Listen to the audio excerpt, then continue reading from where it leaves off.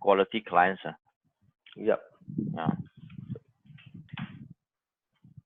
Rather than going low and then you get all kinds, and then they'll try to there's a lot of implications from there. Yep. So based on our last previous session, like I think about 2-3 weeks ago, is there any updates you want to talk about? Now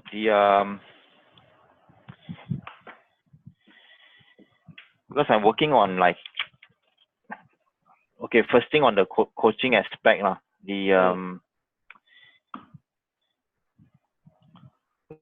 Doing the talks of how am I going to do the talks. The other one is I'm actually planning on the camps for the youth. And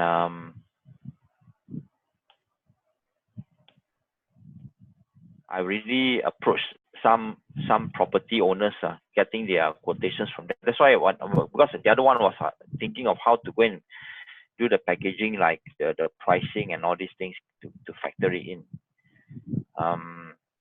The other one will be the venue. So I've already inquired one property in Malacca. So it's quite a big property. They have I'm more towards on the venue, whereby I don't want, like, if warriors were to go there, then basically they will just go there and then they indulge themselves in this, like a 3-day 2 nights camp for the youth. Yeah. And they provided me quotations, so it's matter of like plus lodging or without lodging and usage of the facilities over there.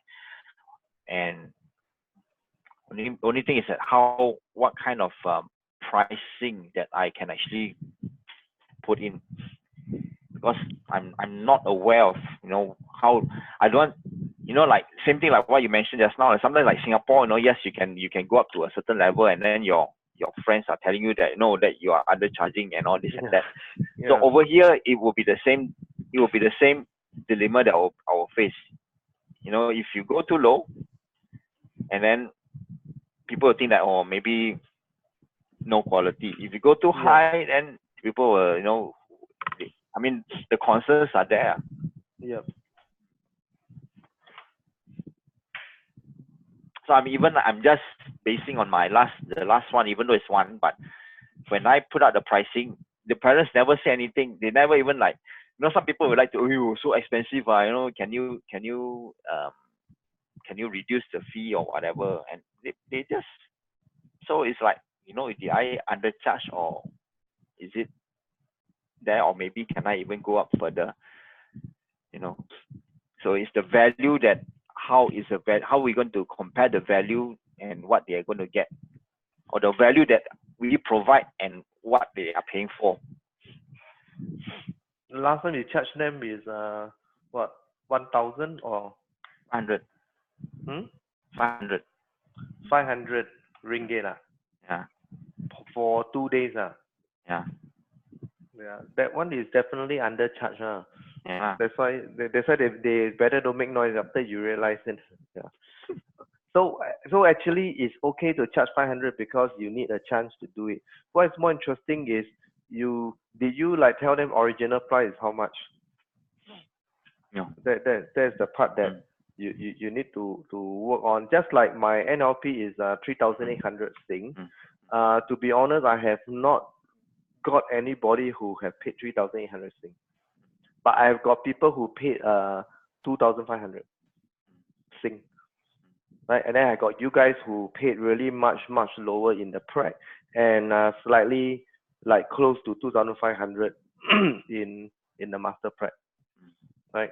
So that is my, and then now with no more apprentice like is doing it, the price will not be the prac, that kind of price. The prac, I think I charge you something like Sing 430 or 470. It's really just a killer because I know you guys have invested in other program in my company, so I don't want to make it so difficult. Yeah, so, but that would never be the price I want to do in NLP, just to get the crowd. That's why currently I am still only training Danny, and then we're same thing. We're building with him, and then building with you and the asking price, all this. We roughly know that we cannot go below 1,008 Sing, and we have even in Malaysia good company to compare with because the NLP related they are charging like 6,000-7,000 ringgit, some even 9,000 ringgit, and some they even request them to go for 10 days because they are an NLP authority required the 10 days. So not everyone is following APNLP. In APNLP is more flexible. You have the 5 to 6 days, 7 to 8 days. Some other NLP they are less famous, but they are more demanding. They want short 10 days. That's why they're commanding like 8 to 9,000. Right. So having said that, is a good learning. 500 ringgit is the price you offer. I would think that the kind of value you got there is easily 1,200, 1,500, or even 1,800. Yeah. So you are almost giving like let's say 70% discount for the for people that give you a chance to do it. So for your use camp, what is the objective? Like, is it going to be NLP related? It will be. It will be NLP related as well. Yeah. And then how different it is they have to be a camp compared to the workshop that you have? The I think it's more towards on the workshop is more because I think if the camp will be putting them away from their comfort zone, and the other one will be like they will be. Well, I noticed something. The youth nowadays, especially like teenagers, they don't really mingle around. They mingle around with maybe their own cliques and friends, but they don't really like socialize like what we used to do when we were younger. So even though there are certain what do you call like societies in schools and all, but again they are still within their own cliques. So the problem arises in terms of communication.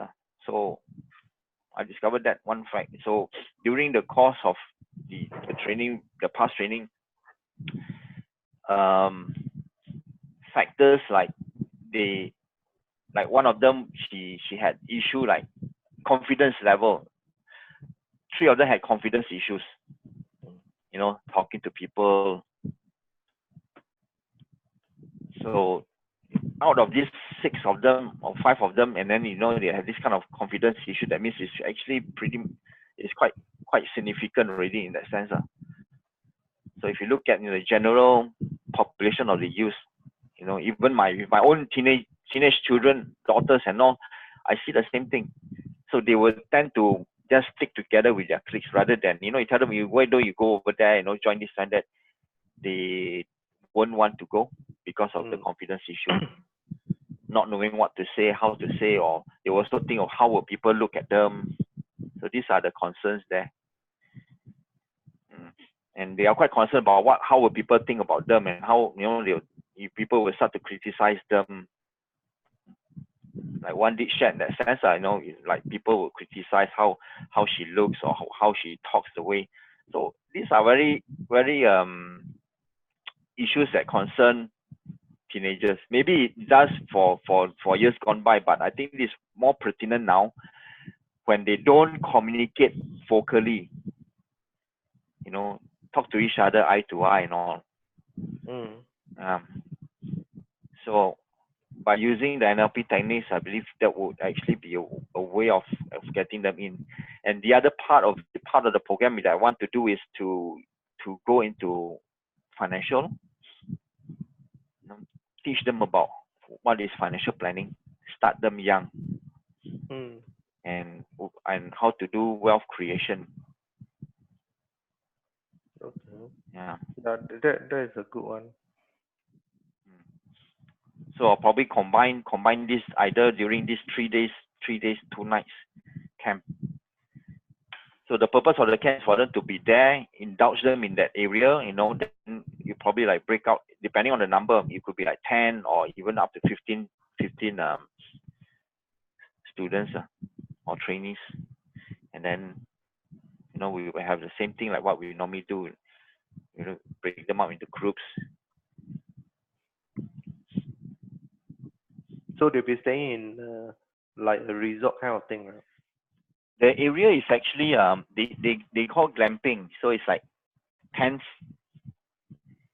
there's camping, the tents, Oh, okay. and then they have like dormitory style or maybe like one tent. They call it glamping, the glamour glamping. And Okay. then either dormitory style or maybe in one tent there's 4 beds, 4 single beds kind of thing. So So the they can tent even is share built outdoor. Is outdoor. weather prone one, like Yeah, Boy Scout style. yeah, Okay. air condition and all. And then it's pretty nice layout the area. They have the main building which is concrete and all, but then lower down is over about 100 over acres of land, plantations and all this, you know. So it's also like very next to nature kind of thing. Mm. Mm. Okay, it's good that you are exploring the area, because once you complete your mindfulness, you Mm. can run mindfulness, JT mindfulness light, LITE. Mm. So it's like a non-residential, and then actually, if you get enough people through the light, right, then we can do JT mindfulness retreat, Mm. which is a residential, and then that venue is very good for JT mindfulness retreat. Yeah. And for the retreat, I need to get sync to come down, because there will be all those like singing bowl or whatever. But the JT mindfulness light is something that you can do on your own. It's like a talk. So I'll share you more of that. But I'm saying that actually that all lead to a very nice possibility of you doing all that using that venue, Yeah. because of something that is conducive for that kind of work. Yeah. Mm. Yeah. Mm. That's the purpose if you were to go to it, rather than having those kind of commercial, hotels and all, and then you do it in the function room or the conference room and that kind of thing, and then it, you know, so at least by doing in this kind of resort, then I think for once, if we can, then we can have a tie up with the property, and then Mm. work out for future programs if there were if it's a favorable place for to do such things, and then we can work out a good deal with the hotel. Mm. So that's one partner, and then the other one will be ongoing work that's my coming back to my insurance and unit trust. Mm.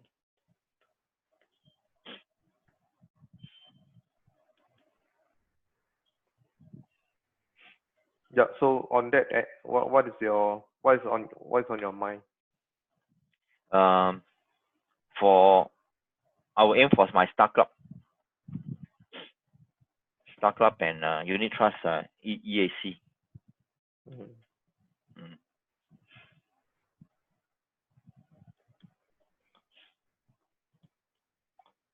This, I think it's called East Spring Achiever Club, is it? Forgot Yeah. already.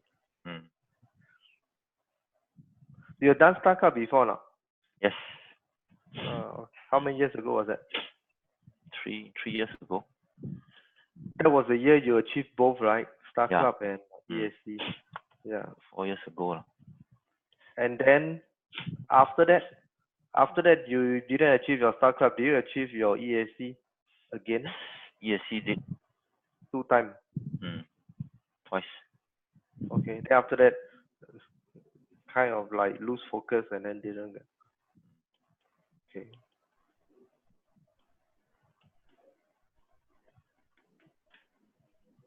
Okay. Mm. Okay. So if someone to ask you, someone that have not known you before met you and ask you, what do you do for a living? Right? How will you answer them? Knowing that whatever answer is the right answer. So I'm not like testing, is it a right or wrong answer? I'm just seeing what is in your mind. What do you do for a living? Um, it came across my mind then. So I would say that I'm a certified wealth planner and a certified wealth coach and a certified wealth planner. And I help people to design their financial um, I help people to design their financial what do you call it, financial planning, and to achieve their desired lifestyle. Okay. Uh-huh.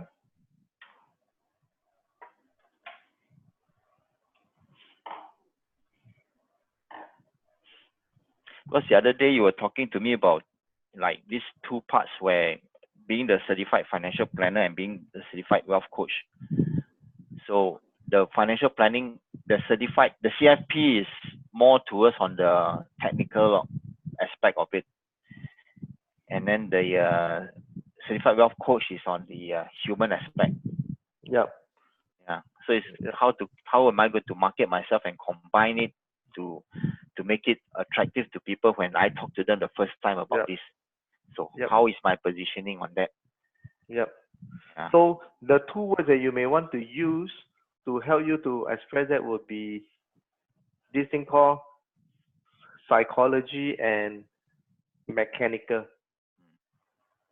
Okay, so for example, you don't have to come out exactly this way, but what it means is that being a certified wealth coach allows you to train your client to have the psychology of money. So it's not just about being able to make the money they need, but being able to control the way they spend, the psychology of money. Okay? And then the certified financial planner allows you to have the mechanism to help them, the steps, the logical thinking, the science. Yeah, so it's up to your own word. But the main word we use, which is actually a Tony Robbins University kind of word that used globally, is called the psychology and the mechanical of success. And actually, in terms of percentage, which you don't have to give your clients if you're just introducing, is 80% psychology and 20% mechanical. And that's why I feel that with you having the CFP and knowing what is it like being the certified wealth coach, and then now doing NLP and going to be mindfulness, is all like jam packed towards that financial success. Yeah.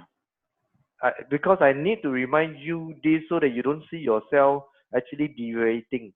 The normal untrained eyes will look at what you have done and say, you're doing insurance and UT, but the last 1.5 years, what the hell are you doing?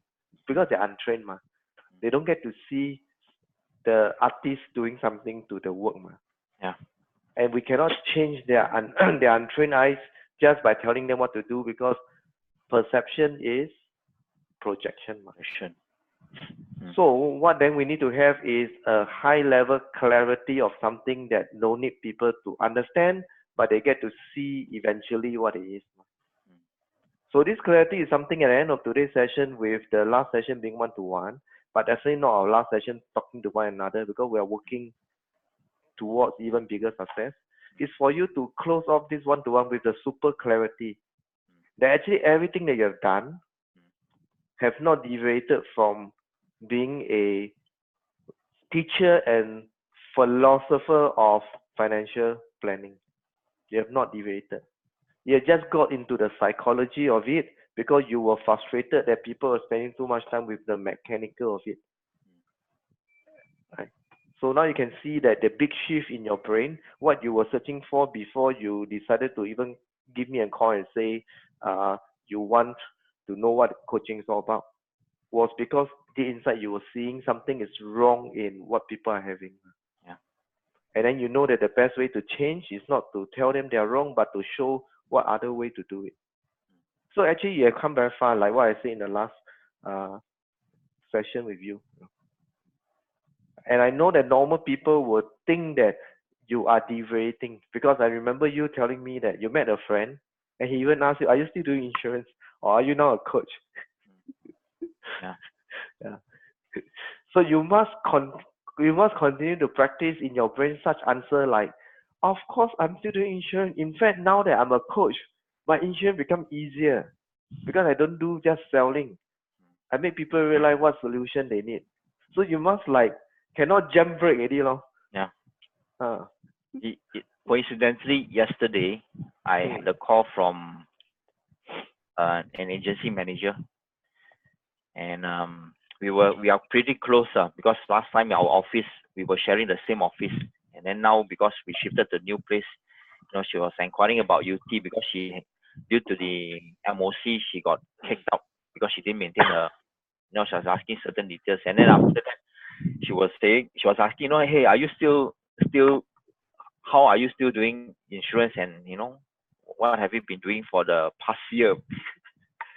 So I told her exactly, and told her actually it's interesting that aspect whereby I said, now if you look at it this way, why I told her I could actually lay off my work. I could actually lay off my work and to get certified to learn the skill set and the techniques and all this, whereby I know that with this I can actually move even further and faster. Okay, and I told her this. I said maybe even your agency can stand to benefit from this. If you want to, we can have a discussion on that. Yep. So I thought, because I said, like, people are spending, even like agents, because what you suggested the time before, maybe I can even approach agencies or insurance companies Yep. to coach them. So I told her the same aspect. I said, when people join and then they thought they had the liberty of the time, in fact they were not, and they were spending even more time, and some even maybe not even getting the income that they wanted.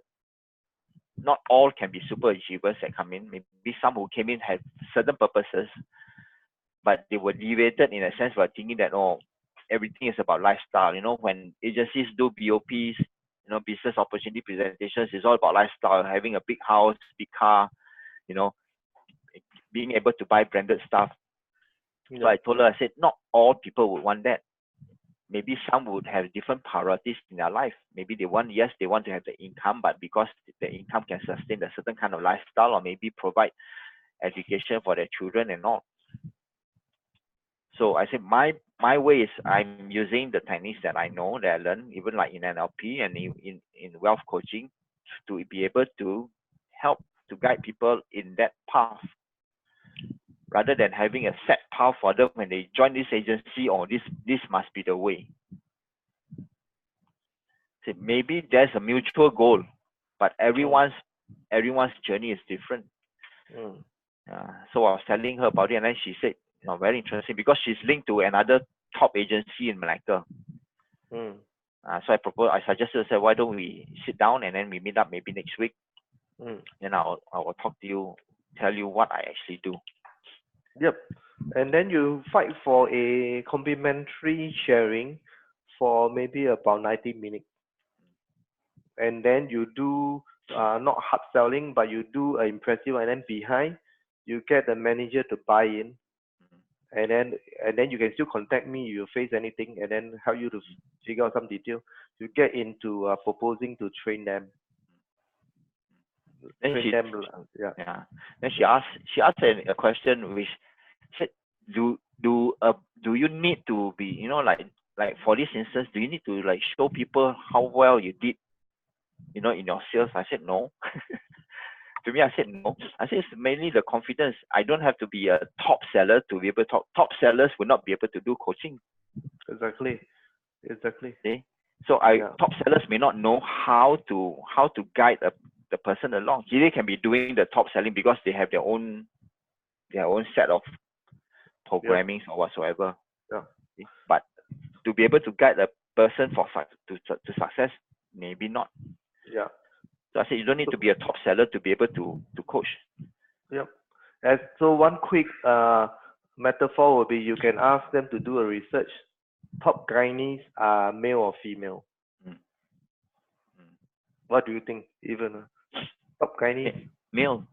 Usually are male. Yeah. So are we going to ask the question to the top gynae, like, but you have not given before, how can I trust my wife with you? Like, yeah. Or even top chefs. Yeah. Yeah. So that is the thing, and that's why you say that the market has a misconception of motivational speaker versus coach. When I'm the top salesperson and I give a talk to you, I'm motivating you. When I'm a certified coach, I don't motivate you. I craft out the way for you to succeed because it's your success, not mine. Yeah, so that is the difference. Yeah, yeah. So the reason why they ask that is because in the insurance culture they have been using motivational speaker as coach, Yeah. Yeah. True. and that's why it failed because there is also become very political. There are nice insurance agents that share too much to other agency and gonna scolded from their own agency. And then there are those who weary being scolded, so they share you all the surface thing like work hard, call until you get an appointment, but they don't tell you the actual thing that they do. And that's why people are getting all the buzz too noisy. Yeah. So you say the coach go directly into the core problem, get it solved. There is no stakeholdership. Right. So that is the difference. Yeah. It's good because now I can see your reflex response is very like well trained towards the right thing to let them see, which is that's good. Yeah. So then what needs to happen is for them to believe that you can, or for you to be able to convince them that you've done it before for people, right? So what you can say which actually happen is that you say that like with the, let's say with the super coach Inc., right? You also occasionally involved in training the agents, not just in Malaysia but even in Vietnam. By the way, some of the people that you have a session with, they become MDRT already. Oh. Yeah. They become MDRT. Yeah. First year in the business become MDRT. Pretty amazing also. Yeah. They are very hardworking, and Vietnam is a very good market. So I think about 2 or 3 of them have MDRT. Yeah. One of them contacted me. The other 2 was I think the school informed me that some of them got their MDRT. So I'm happy for them. Yeah. So this is where you draw your energy from. Like at the moment, you may not have 7% that you can actually tell people. And if you are the kind of person that say, "But I hate to lie," then you don't lie. You go back to the journey of what you actually done with people, and then it will be on the what recall rather than construct.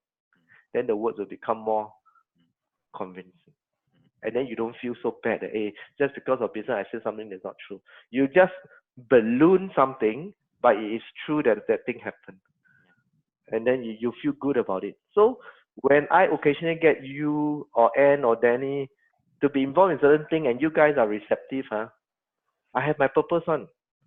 When you recall back, then it always will help you rather than harm you. Because I would never want to take advantage of people that are with me and say, I lazy, so you do for me, but you won't get paid.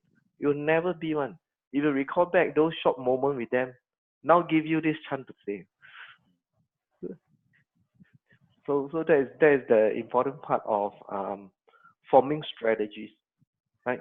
You must know your clients. Like once you say that a coach doesn't have to be the one who's doing it for himself, he's helping people, right? The next question that may be asked or is thinking is, then who have you helped? So the good part is that as coaches, we have to be what? Protecting our clients' privacy, right? So nowhere I can show the kind of work I've done with them. There are some that I can share more. There are some I can. What's more important is that's the reason why there is a good opportunity for me to just share the kind of work I do. In the 90 minutes, I will spend like about an hour showing, giving your value, and then we spend some time asking you for the question that you guys have. Then from there on the question they ask, right? Then you answer them to give them that their hunger for it. Yeah. Then you can come out with a, let's say, a 3-month program. Don't do like what I did last time. When I recall back my business, it has its good and bad. I make a lot of money from coaching agency, but I built up a lot of stress and expenses from traveling as well. But mine was a 1-year program. Yeah. So even though the money was very good when I received it, but when I amortize it on the weekly stress that I have and the flight ticket, sometimes if I book too late, it took up to 500 Sing just to fly to Kota Kinabalu for one trip. And I'm only there like for 2 days and I fly back, right? The whole thing doesn't really make sense in a sustainable manner. Then I start to realize that if I were to do that kind of thing again, I will want to shorten it to be a 90 days program. It doesn't mean I meet them for 90 days. It may mean that I meet them, let's say, one time every 9 days. So it's like a 10 sessions. Yeah. And then when I meet them is one session is 90 minutes. So when I meet them, instead of 90 minutes, I can meet them 3 hours. So it's a 20 session, but packed within 3 months. So they get a quick success. I also don't have to keep traveling there. Then in between is where flexibility law. If the agency say, but we're very weak, we're very busy in April, then we say fine. Then May we'll do like back to back Thursday, Friday on a certain day law. Like it can still be adjusted. So these are my learning as well that I share with. Because the moment it is a super long one, the momentum was very difficult for some of the people. They cannot remember what I trained them the previous session. And then some of them are getting not patient because they want to learn, let's say, how to sell. But I spend a lot of time training them what people think. So some of them get distracted and they get demotivated and they start not to believe what I say because they wasn't getting what they want. Yeah. So all this is the learning I have. But I was still very stubborn that I will not tell you how to sell first until I tell you what people are thinking. Right? Because selling is a process of helping people to get what they already intend to get. Yeah. You can't sell someone something that they never want, right? Selling is nothing except is a catalyst. Remember in certified wealth code we use the word catalyst a lot, right? We say coaching is a catalyst of getting someone to be getting the thing or being the behavior that they want. We doesn't change the process. We're just speeding up. So it's a catalyst. I think that's what a lot are looking for now. They just want to know how to sell, how to get the client to sign up, rather than knowing the client first before, then before proposing what they can propose. Yep. So, people are just looking at performance. They're not looking at progress. They're not looking at process. So in insurance term, we call it people are just looking at production. They're not looking at progress. They're not looking at process. So you must talk like that one. Once you are there, same as a coach, you can say the same thing what the Akong Ape in the coffee shop say. But because you say it in such a refined way, then yours got value. That's how people are paying that $2,000, $3,000 to listen to you rather than 30 ringgit to buy someone lunch, right? So it's not just what you say, it's how you engineer those words to make people see in a twilight, like, yeah. Right? So you can even come out with this thing called, in this 20 minutes, I'm going to tell you the 3 P's of insurance. Right? Then the first P, you say the first P is production. Well, in sports, we call that performance. Second P is process. Right? And the third P is progress. So before I talk about progress, let me talk about what is production and processes. Then you know, right? So production is something they can't lie, right? So production is what you wake up to be proud of, what you couldn't sleep because you lack of it.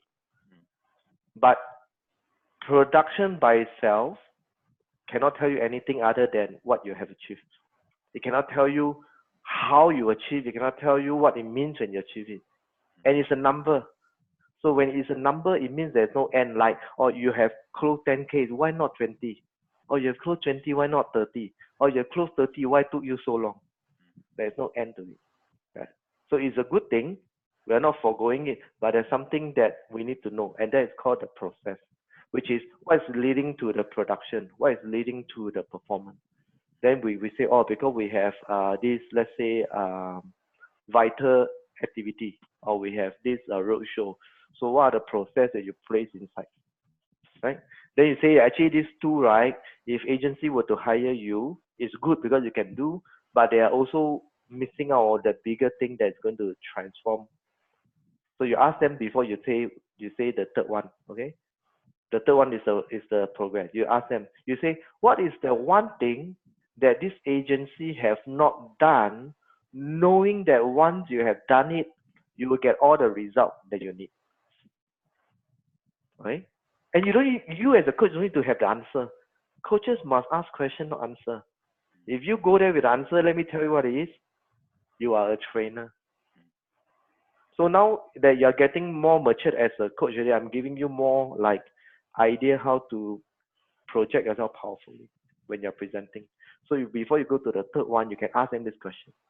And you tell them, say, don't worry, there's no right or wrong answer, and there may be some things that you at this moment may not want to share with me, but it's more important that your brain receive this question as a what? As a catalyst to the success.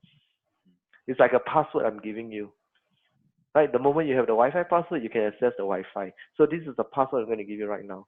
So anybody remember the question? Okay, let's repeat. Okay, what is the one thing that this agency have not done, knowing that if you have done it, you'll achieve all the success? So after that, then you can then say, so let me explain to you what it means. In the last P called the progress, we don't just track success as success. Because sometimes success is a destination in the end, but in order to get there, we need to have a progress that may lead to more failures. Because those failures are what? Then you can say in NLP we learn. Can you still remember? There is no failure, only what? Feedback. Yes, that you either win or you learn. You never lose. Yeah.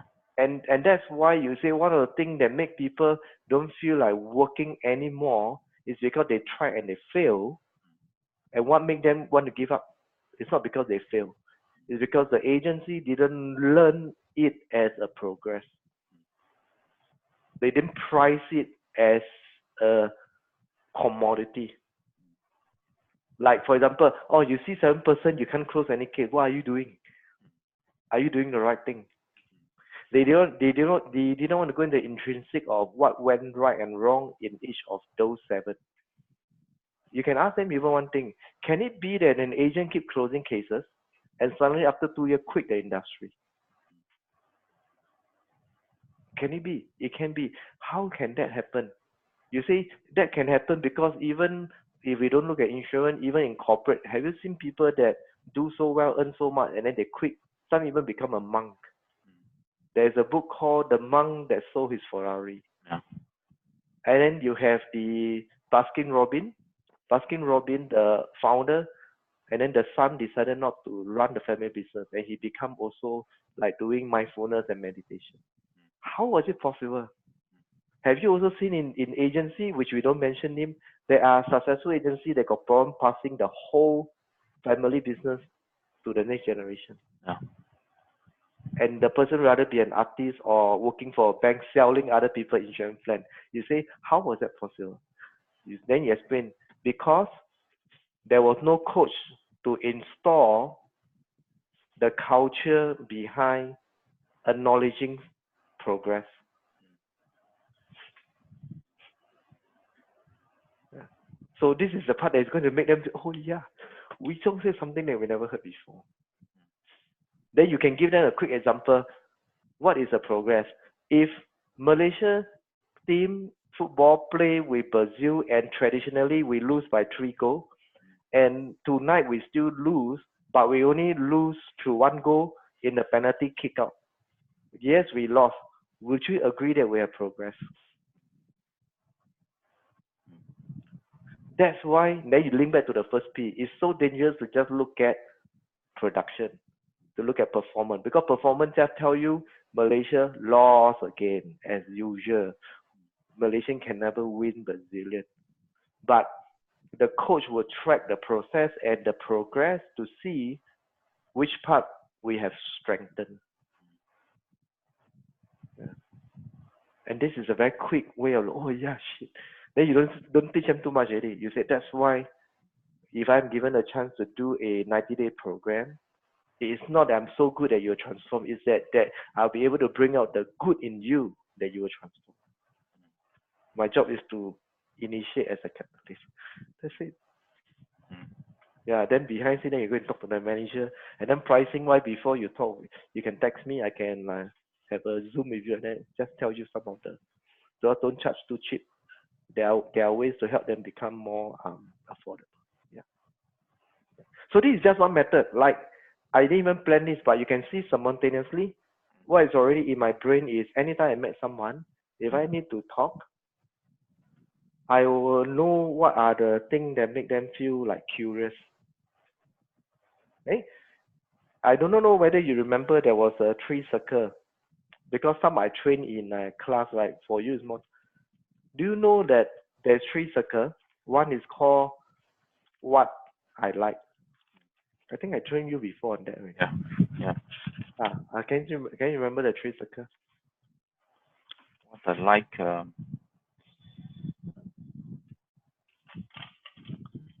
What's my strength? What's my strength? What the world needs. Well done. So just now when you heard me saying for about 5 to 10 minutes those things, do you capture that I managed to work on not just what I like, what is my strength, but work on what the world needs? Yeah. And that is why when we tell people I'm a certified World War I, it's useless. We still need to say to make ourselves able to talk, but it's useless. It's the moment where we go to that third circle, what the world needs. So when you're going to coach them, it's not because you are certified NLP master prac. It's not because you're going to learn time and therapy. It's because you know what the world needs. Yeah. And what the world needs, as in our situation, is you tell them the agency need to be more successfully managing progress, which is something that the principal company, let's say PNB or AIA, can't help them because that is too much. It's like walking into G2000 and you expect the shirt to be customized to your body shape. That's asking too much. Asking too much, right? That one you need to go to the tailor. But what you can get is off the rack. So usually what is off the rack is tilted more towards what? Process driven, which is also good to have. So the coach coming in, understand the situation, provide the progress driven concept with the existing proven success and with the intention to have great production. The tree now work as what? What is that famous thing that I talk about? The success triangle. Yes. So you form the 3 point. What is the missing point now? The ability to track progress. That's why it cannot complete a triangle, and that's why people topple. You know, like PNB now, what they do is they come up with this thing for the how to put it, um they track the progress or the success of each agency by way of percentage. So it's like every month they will have this percentage. Oh, that means your percentage compared to last year is now you have already achieved how many percent. But I think looking at it, it's still production in that sense. It's still production. It's just trying to go deeper into production by tracking the run rate, by tracking the variance, by tracking what we call year on year, month on month, week on week. Yep. It is a production driven that seems like tracking progress. So the process and the progress is missing. It's totally missing from that. Exactly. So now that link back to what earlier I said about mechanism and psychology. Yep. Can you see how to link it? You must tell them that's why tracking progress is not just asking about how many cases you close. It sometimes can be even how are you feeling right now. You remember there's 6 refrain questions? What's good about this? What could be good about this? How will you do it differently the next time? What is the learning that you had? Those were the things that you learned in NLP. Actually, those now become your consulting questions that people are going to pay you thousands of dollars that you just take, but you don't show them that it's NLP unless they learn it eventually with you. And those are the things. And now you tell them, say, actually, the progress is so difficult and you need a coach like me because it is 80% psychology. It is only 20% mechanism. So you can see this is going to be very exciting for you. If you know how to market it simple enough, yet make them look complex for them to discover. You get a home run, and the more you do it, the more convincing it will be. It's for yourself internally to see it first before you go and tell people like it sounds good. Because once you internalize it, right, then you can see that from the beginning of just now when I start to tell you about your certified wealth coach and your CFP, and I start to use that two words, and then now as I'm sharing that 3P, and when I'm closing it to let them know they need you, you can see they're all still related. I never jump from one page to another page. Yeah. And why is psychology so important? Because making people feel right is more important than ensuring people do right. And why is feeling right more important? Then this is something that I can share with you as an additional, because there's research done that people stay in a job for three reasons: joy, joyful, joy, freedom, respect. And in insurance, the respect is the part that is sometimes lagging, not because client didn't give, but because advisor wasn't trained the right way. So of course you're not training them on the VAKD teleconsulting, but from there you can remember. That's why we don't ask things like, hello, is it okay that I talk to you now? No. You say that I trust you have a good day, because you want to get back the respect straight away. And then we move from, can you still remember there's three parts? We move from being professional to caring to eventually becoming a beast. Right? So one thing to you is that while these people are not learning VAK teleconsulting, but you who have experienced that start to understand why psychology is so important, and then why feeling right is more important than doing right. Because when you feel good, you will always want to do the thing to correct it.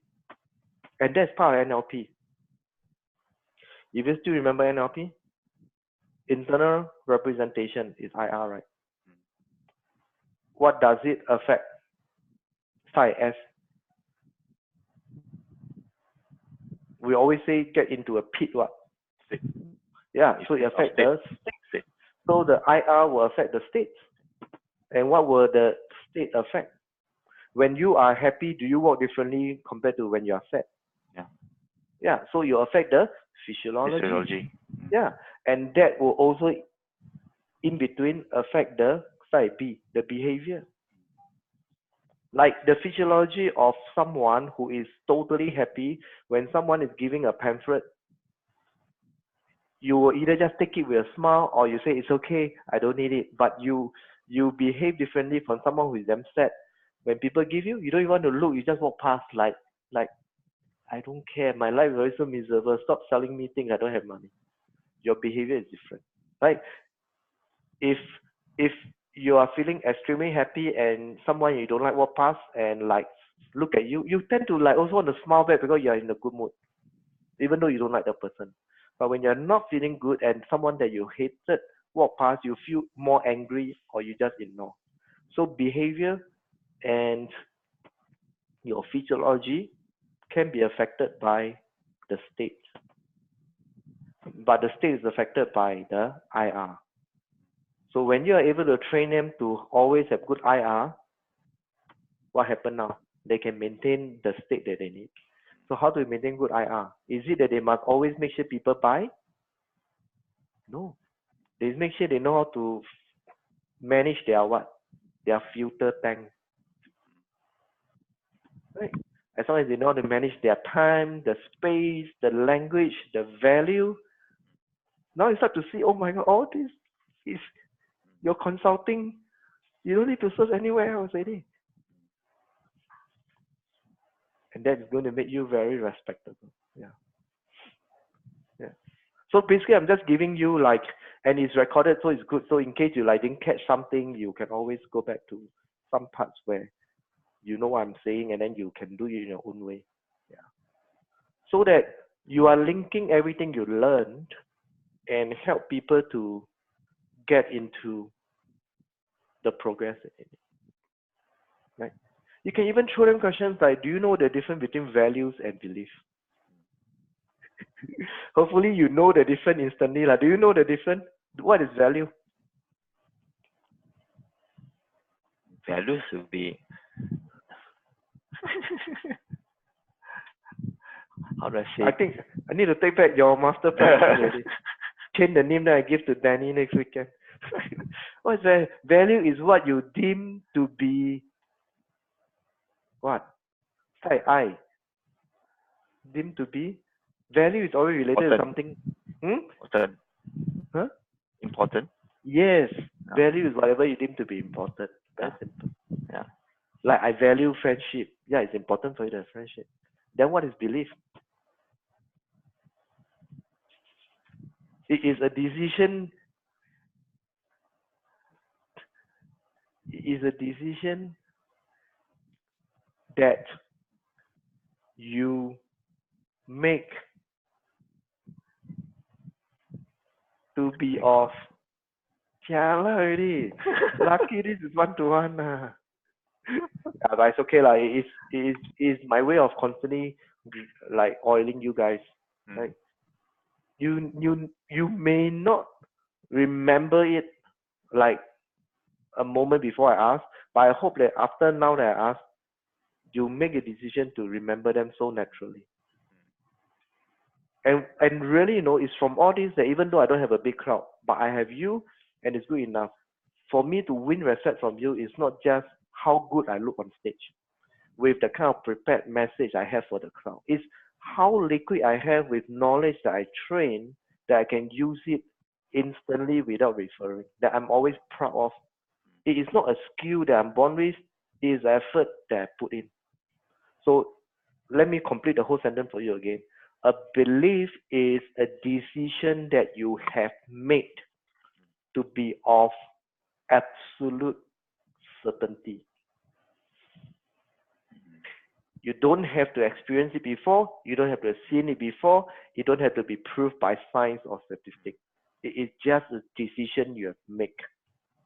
For example, no point working so hard one because no one will buy insurance from me. It's a belief. So what, I can close case today. How about tomorrow? I have to find another new person, very difficult. It's a belief. So when we have our belief that is so strong on something negative, what will happen now? We will react very negatively to situation that fits that belief.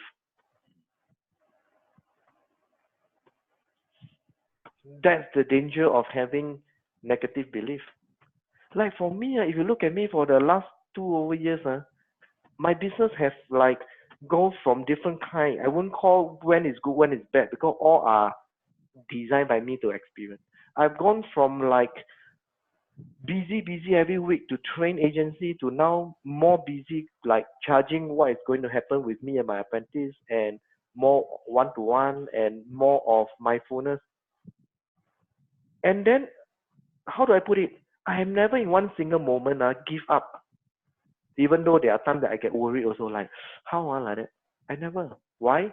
Because my belief is so strong that this coaching business will work out, will be something that I'm proud of when I die and look back. Will be something that will give me and my family enough money, even though it's not always constant. So that's my belief. That my belief is so strong that even if, let's say, all of you today quit from this team with me, you guys will not frighten me. You guys just motivate me to find new one. That's the belief. Yeah. How was that possible? Then you look at the definition. Because it's a decision that I make in my mind. Like youth entrepreneur jamboree in December, 1.5 months ago. How was it possible? It was a decision I made because I cannot give up that I didn't have a chance to go big stage. Because I know SOS was a struggle to sell again. So for most people, will be what? Don't do it. Especially when I already changing my business model from agency coaching and then Some I no longer renew them. Some they tell me they don't need. So my business from agency wasn't there anymore. And then I got to go and think about SOS. And then nothing happened. Most people will say, not my year, right? But for me, I just say, no, I must figure out a way how I can go on stage, not just for myself. And to be very fair, if you remember, there was also one time I asked you, what? Why, Jay? Right? And then due to some travel plan, you couldn't, which is fine.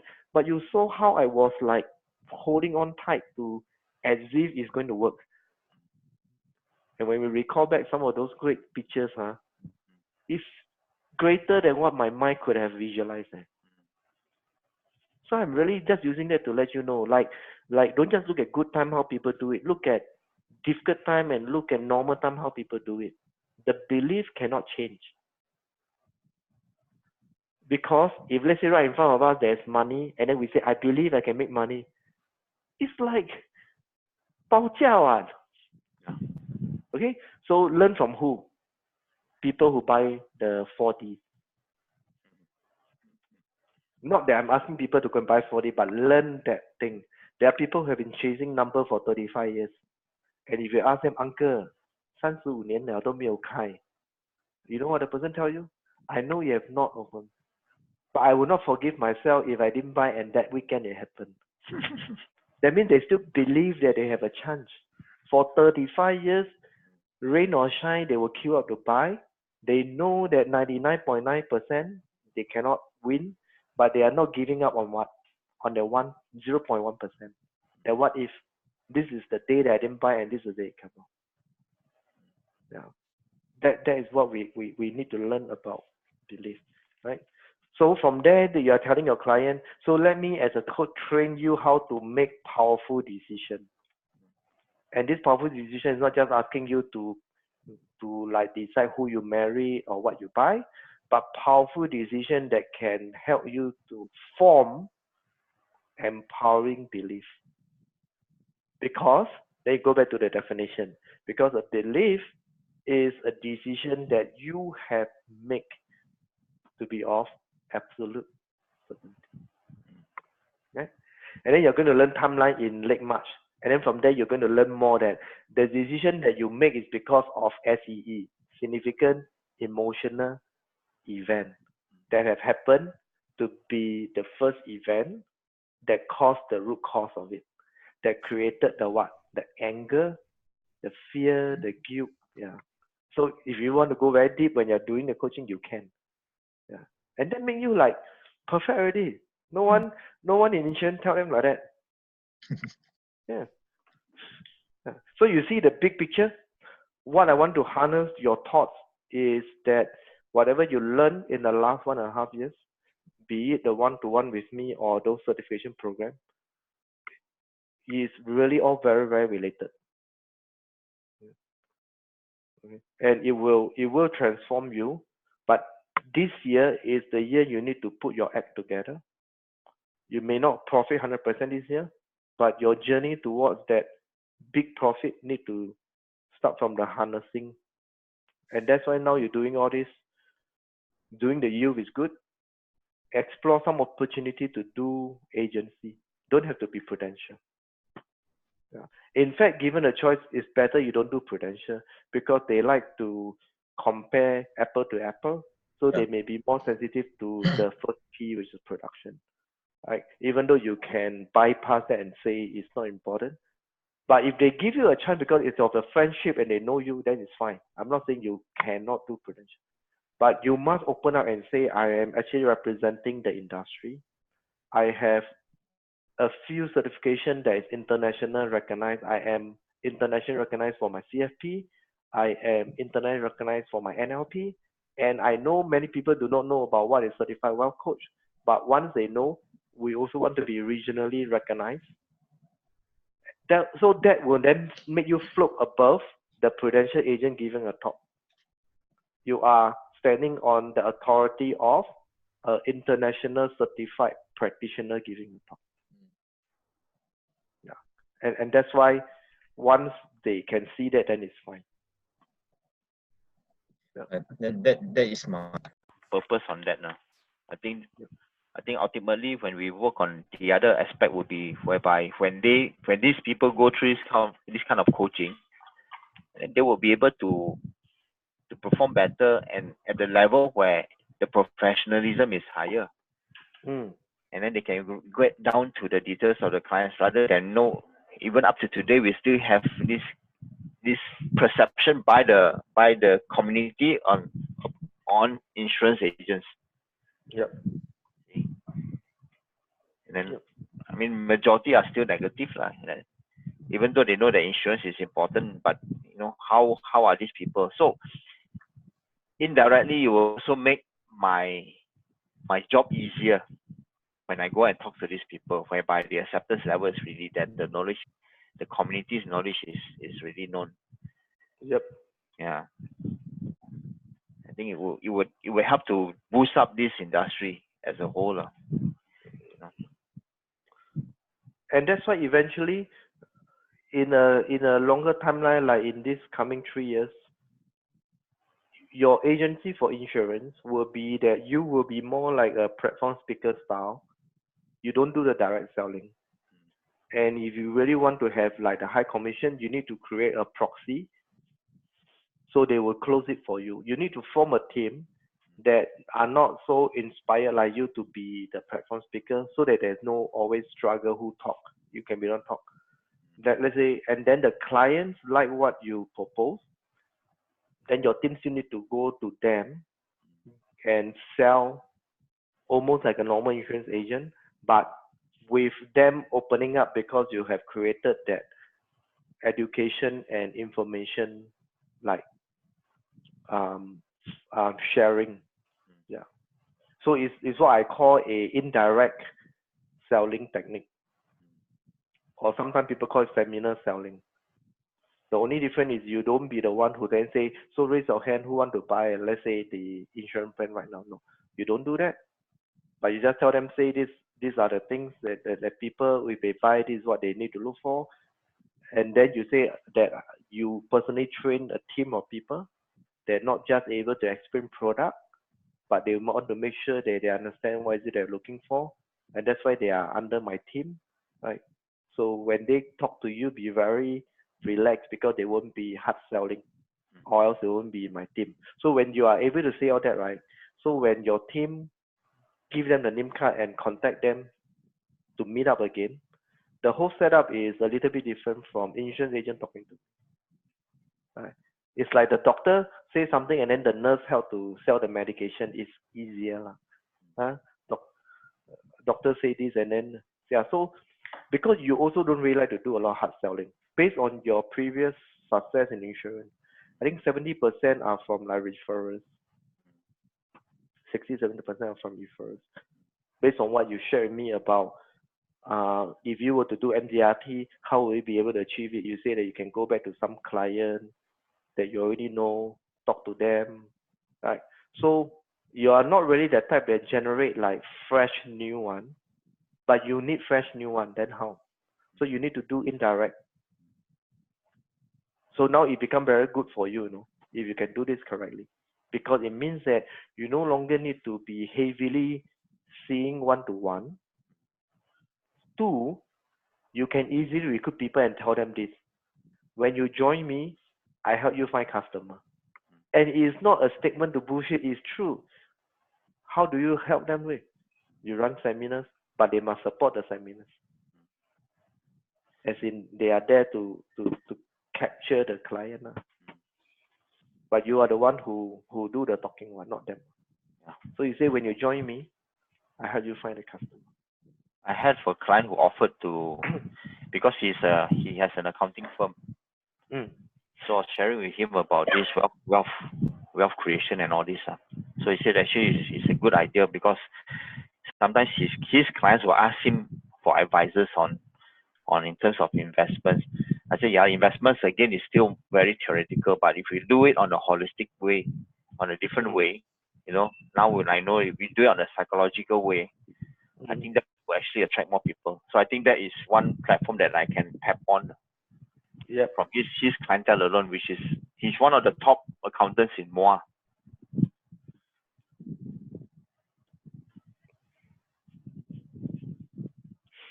basically the business community. Yep.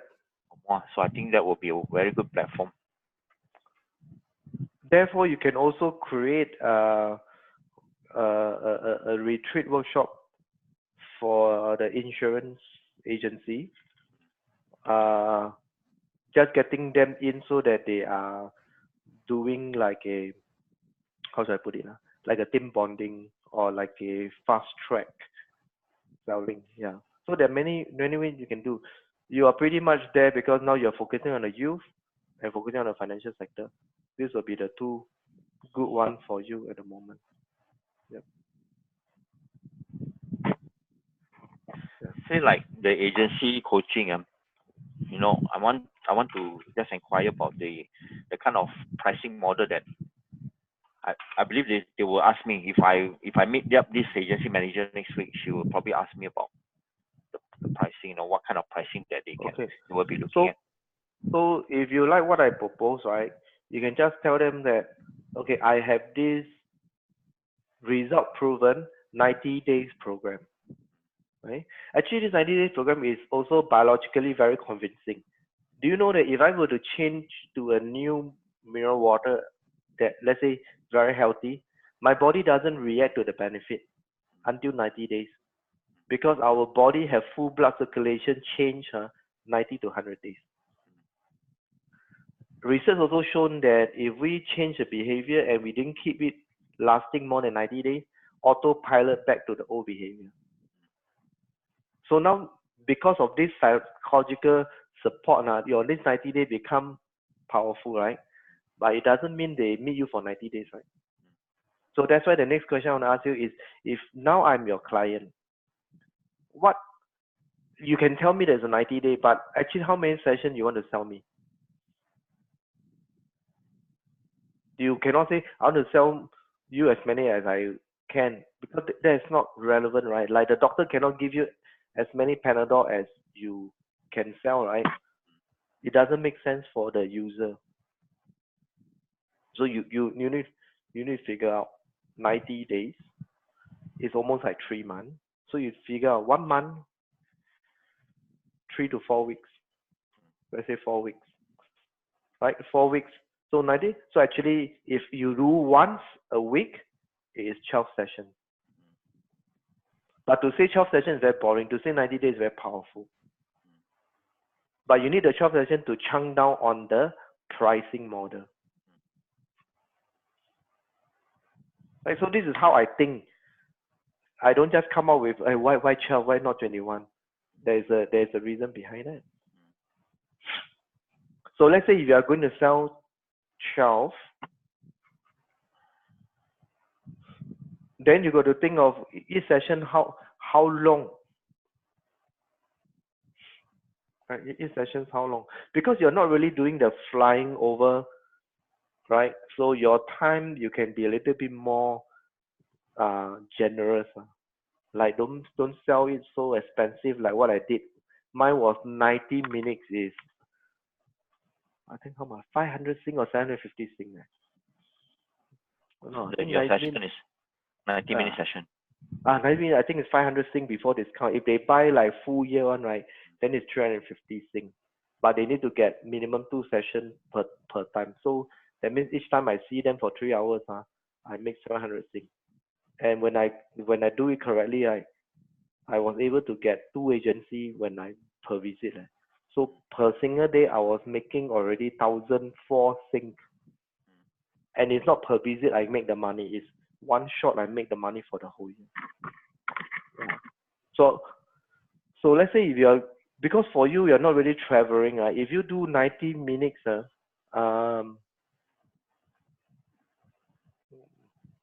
would be too short. I think for you, if you accept my recommendation, your per session should be straight away just the 3 hours.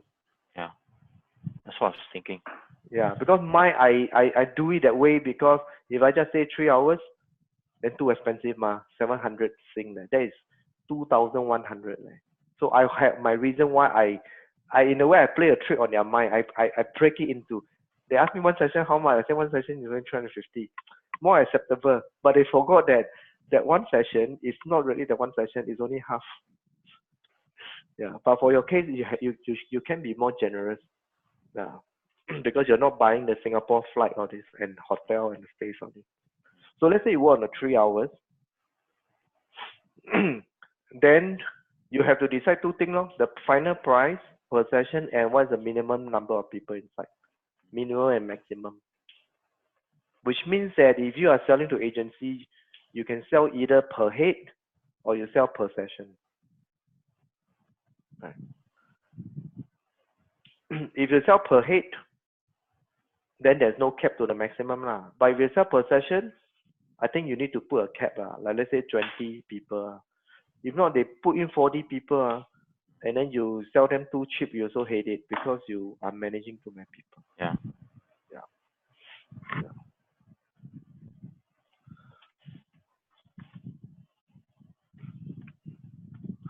And then, so you can decide whether you want per head or per session. If per head, what is the actually per head means what is the minimum lah, because you need a to start lah. If per session, then what is the maximum? You can see the difference, right? Because per head, if you say one pack is also one head, what? Let's say per head, usually you do it for 5 to 8 person, fine. Then per session, you say even one person at 10, I will still run because it's fixed price, but the session cannot have more than, let's say, 15 people or 20 people. Additional people want to come in, then you will charge them per head or whatever. So if you are going to sell them 12 sessions, you can work on a psychological or buy 10 get 2 free, even though it's all already priced in already. Right? So let's say we work on a total package of 12 sessions time. How much do you want to charge for each session of 3 hours for your kind of work?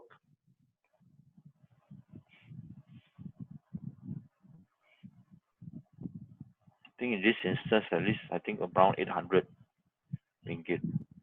Would it be? No. Too low lah. Yeah lah. Cannot. 800 No, ringgit. no, sorry. You cannot Okay, say 1.8. you're from Supergirl. No. Also cannot. 1.8. 1.8 too low also. Very simple. The trick is, why I need to go through this process is for you to see how you can form pricing. The trick is, you should have a magical number, roughly how many people you want in the class. Let's say 20. Don't 20 Yeah. Then you must see whether it is reasonable or no, based on this person is going to talk to you. Is 20 reasonable? Like, are they having a big agency that they can get 20 people to sign up?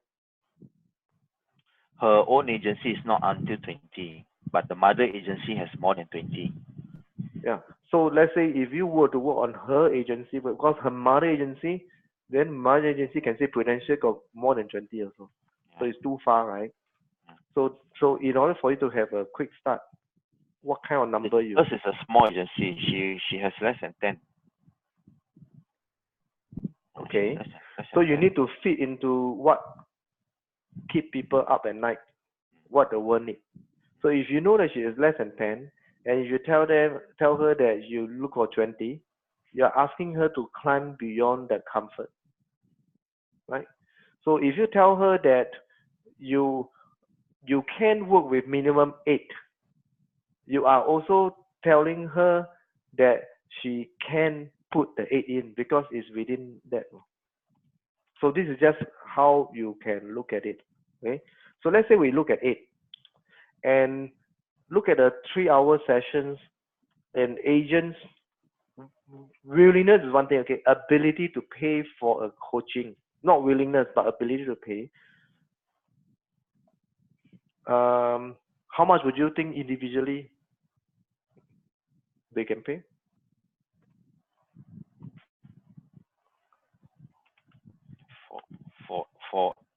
For an hour for a session, if for one is, let's say 100 ringgit.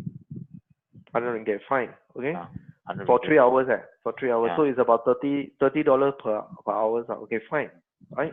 So now we have a number already. Right.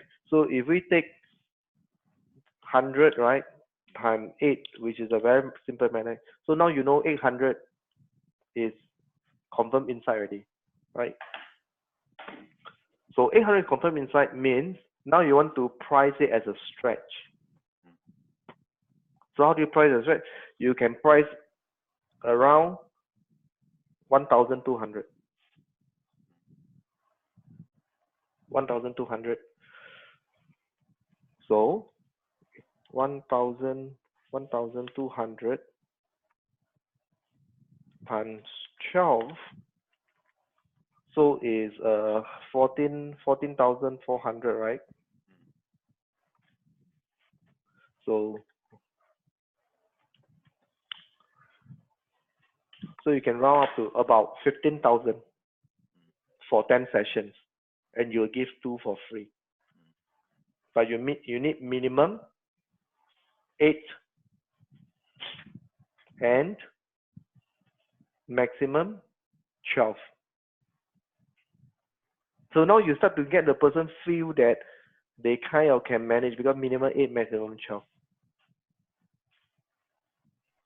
So 15,000. Anything that you will go below it is a danger zone for you, even though you can still do it. Yeah. Because you need the buy-in from them on this. And then in terms of payment, that one is not important. Payment is up to you, your own comfort level. You can do a 3-time payment. Each time you receive 5, right? And then you only receive it from one person or from the agency account. You don't go and collect from the 8 person. Yeah. And that's how you can package it.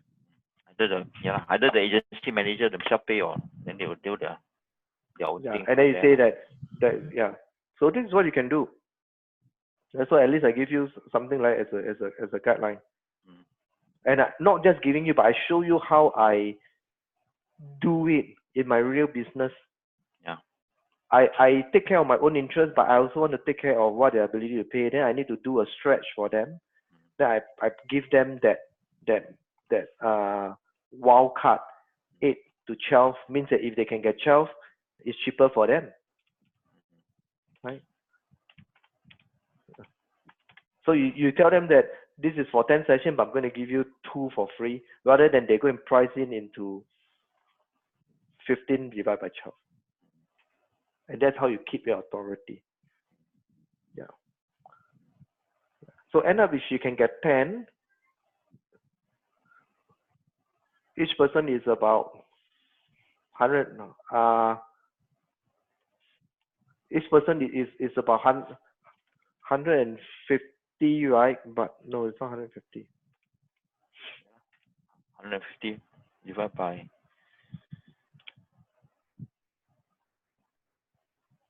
But it's divided by 12 sessions, 125. Wow, 125. Yeah. Yeah. So there's 25% markup.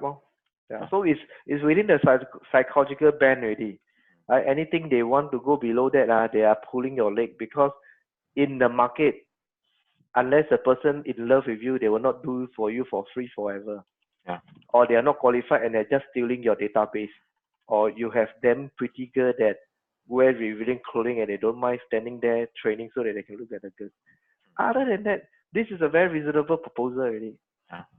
Yeah. So in a way, this is good for you to explore. Yeah, I think I can work on that. Yeah. So you find what I've gone through with you just now useful?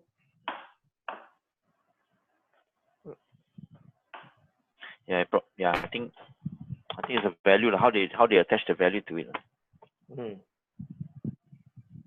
And then you go and recall back the proposal that I've sent you before previously, when you were trying to do the Cambodia one. All the term and condition all there, right? Then you can just change a bit, then change your company name, change logo. You can use it already. Just change those things that I don't think I got any Sing dollar there, but if you just change into more localized, so the structure all you can just change a bit. That's it already. Then that means you have something, but you must fight for that complementary talk, because agency, they were to decide is one thing, unless they are like iron hand one. they say something. If not, normally the agency need to see you once. Yeah. Then behind, you still need to build a relationship with the manager. So next week when you're meeting up coffee, you now have something powerful to talk. But don't throw this out during the coffee and let the person go back and decide. Because you're not selling iPhone. Yeah. You're not selling something tangible that people read after 3 weeks, they will come and buy. You're selling relationship. So you can have something that you already have in mind, but you don't email her, you don't show her. You can verbally say, and you say, what's more important is that complimentary. For me to be fully confident that I can manage your team, and it's for your team to also have a chance. And then you tell them that is what we call in coaching the mass call and the what's called type P. What's called? What score do you have for the coach, so that the coach can help you? Score. SCORE. What score? Like mass score is when the participant must want to achieve something, and then the other one, what must the participant give the coach so that the coach can help them?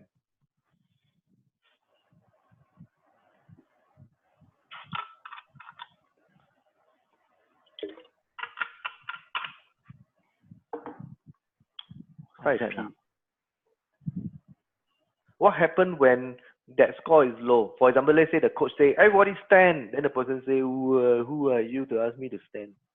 Versus another coach, everybody stand, everybody, yay, stand. What is, no. Permission score. Permission score.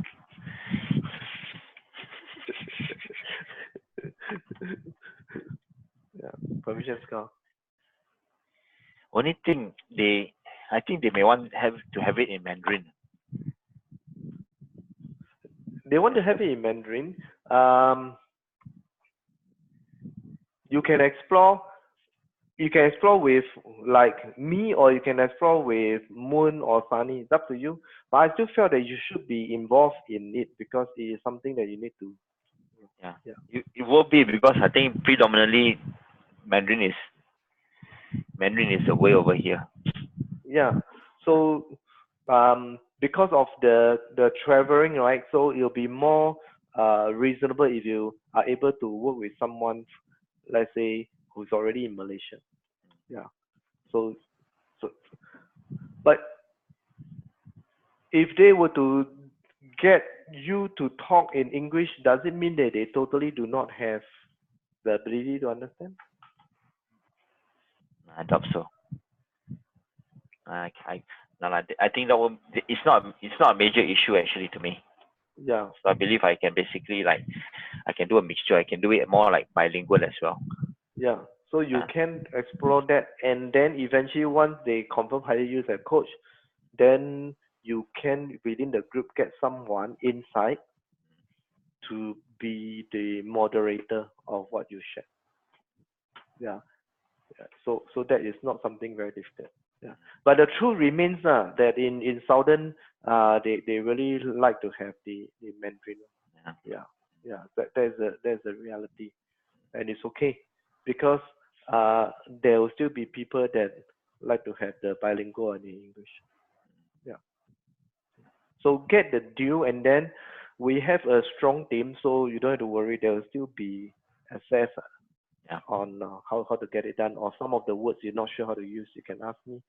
I can help you to translate. Yeah. Some small words. Big paragraph will be problem, but some quick words I can help. Yeah. And I think that is a small problem. Get the deal is a big one to anchor yourself like 2020. You are doing exactly what you love to do on the youth and on the financial sector. Yeah. And then you are able to show your family and the world you didn't distract yourself. In fact, you went to learn something that now all insurance agents need to learn. Isn't it amazing? Yeah. The FPAM is the Financial Planning Association of Malaysia. They actually identified this aspect, whereby the need to elevate this industry, and Yeah, it's totally lacking, like, like the 20%. This is very glaring because the 80% is missing. So out of Mm. this 80% is actually being done in manners whereby, like all questionable manners. So if we can do it in the right way, whereby people actually place their beliefs back and the respect is earned from there, I think this industry will be a very respectable industry. Yeah. Yeah. Okay. So get some of this right, and then I'll be seeing you again together with two or three other people during the mastermind coaching. Then in between you can still text me. So it's not like the end of it. It's just that Yeah. formally we end it because it's contractual based fulfillment everything. But other than that, I just want to make sure that you are doing well and get your good return monetarily and in terms of the fulfillment. So so just let me end this